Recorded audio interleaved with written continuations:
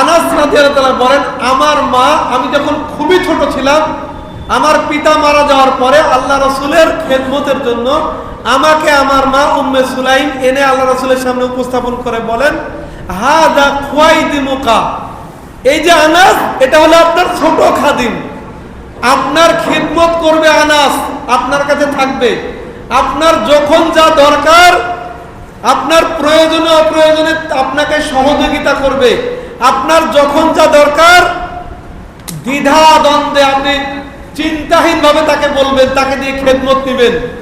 আনাস রাদিয়াল্লাহু তাআলা বলেন, আমি আল্লাহ রাসূলের কাছে 10 বছর ছিলাম। ক বছর? 10 বছর। একজন ব্যক্তির কাছে আমি 10 বছর থেকেছি, কোনদিন তিনি বলেননি এই আনাস এটা কেন করলে, কিংবা এটাও বলেনি তুমি এটা কেন করনি। বলেন, একটা মানুষ, আমরা যদি এক বেলা একজনের সাথে থাকি, আমার নিজের ছেলের সাথে 1 ঘন্টা কাটাই, এই এটা করো না, এই এটা করলাম না, তোমাকে বললাম। 10 বছর একটা বাচ্চা শিশু তার কাছে থেকেছে, কোনদিন তিনি এটা বলেনি লিমা ফাআলতা হাযা।